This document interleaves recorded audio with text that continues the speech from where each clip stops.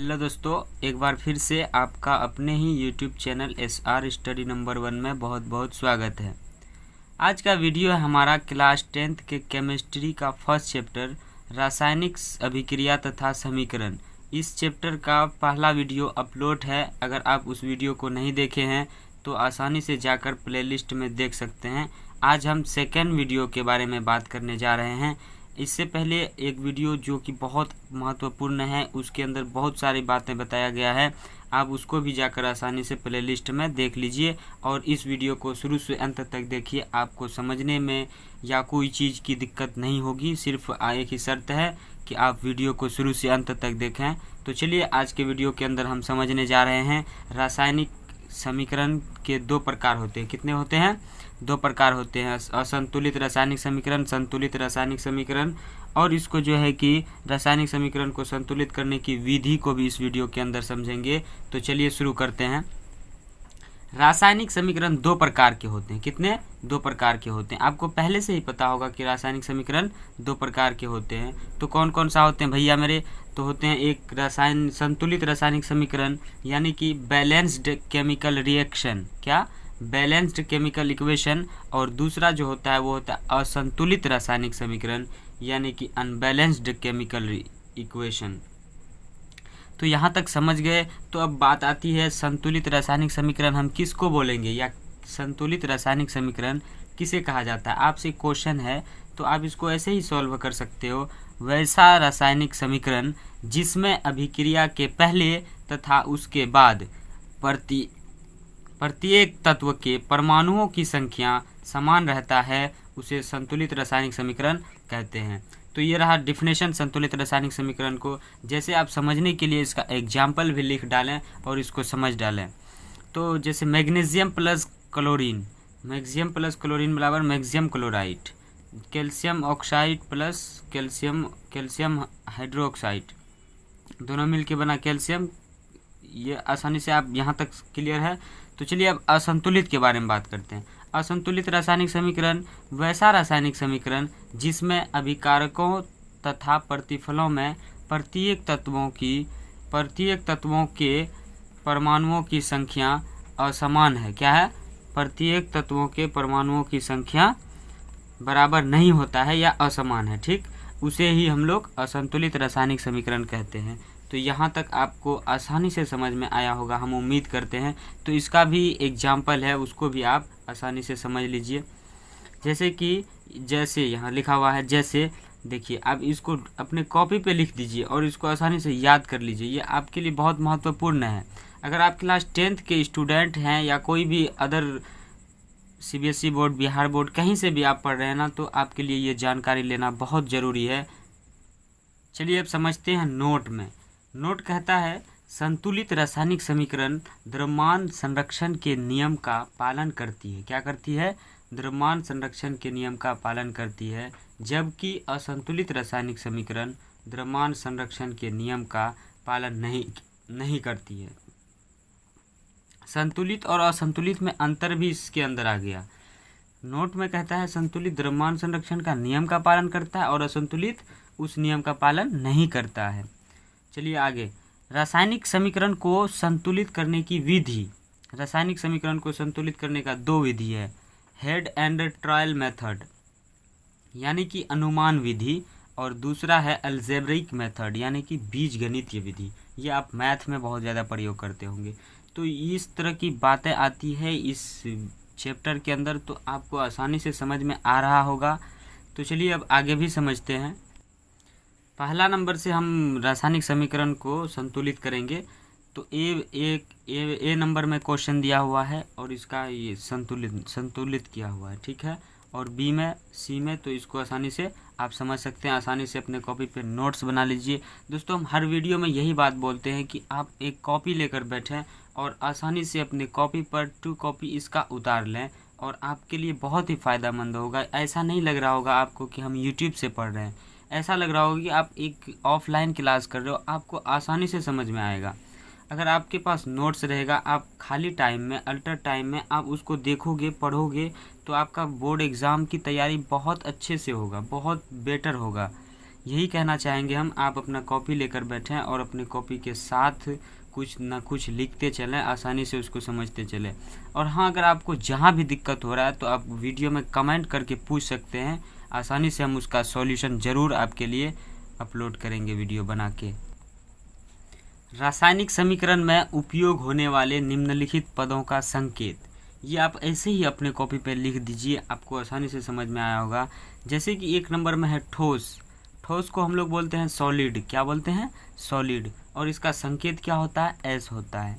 और एक होता है द्रव, यानी कि लिक्विड। क्या? लिक्विड। लिक्विड का संकेत होता है एल। ऐसे ही होता है गैस। गैस का जी। जलीय विलयन, जल का घोल। जलीय विलयन को क्या बोलते हैं? जल का घोल। एक्वस सॉल्यूशन, क्या बोलते हैं? Aqueous solution. AQ क्या होता है? इसका संकेत AQ होता है। और उत्क्रमणीय अभिक्रिया, यानी कि रिवर्सिबल रिएक्शन। क्या? Reversible reaction. तो इसका संकेत कुछ इस तरह से है, आप इसको भी आसानी से समझ लीजिए।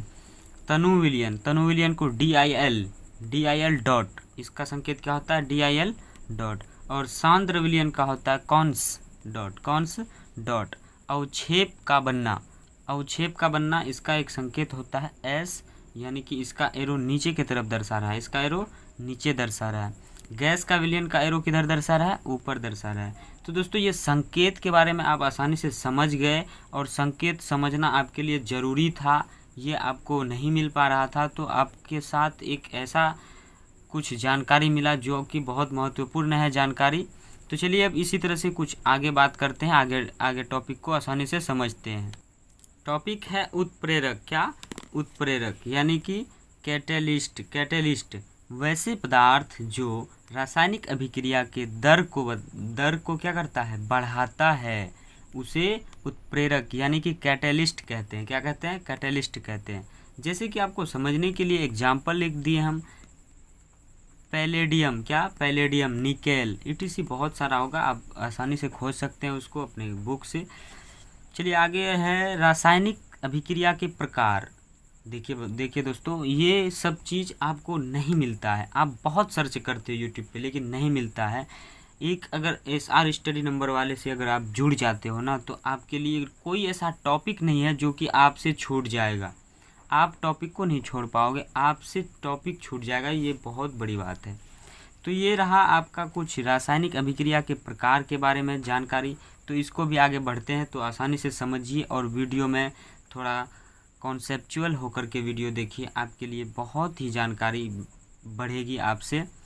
तो 1 नंबर में है संयोजन अभिक्रिया, यानी कि कॉम्बिनेशन रिएक्शन। आपको समझने के लिए हिंदी और इंग्लिश दोनों में लिख दिए हैं, आपको आसानी से समझ में आए। दूसरा में है वियोजन, यानी कि अपघटन, डिकम्पोजिशन रिएक्शन। और तीसरा में है तापीय अभिक्रिया, यानी कि थर्मल रिएक्शन। और चौथा में है विस्थापन अभिक्रिया, यानी कि डिस्प्लेसमेंट रिएक्शन, विस्थापन। और द्वि उभय विस्थापन अभिक्रिया, यानी कि डबल डिस्प्लेसमेंट रिएक्शन। क्या? Double displacement reaction. अवक्षेपण अभिक्रिया, यानी कि प्रेसिपिटेशन रिएक्शन।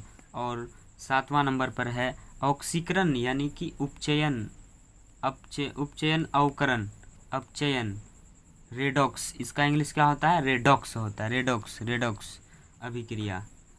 तो यहाँ तक 7 बातें हम इसके अंदर समझ लिए। अब एक एक करके समझने जा रहे हैं। संयोजन अभिक्रिया किसे कहते हैं, इसका एग्जाम्पल। वियोजन अभिक्रिया किसे कहते हैं, तापीय अभिक्रिया किसे कहते हैं, विस्थापन अभिक्रिया किसे कहते हैं, ये सब अभिक्रिया के बारे में समझेंगे।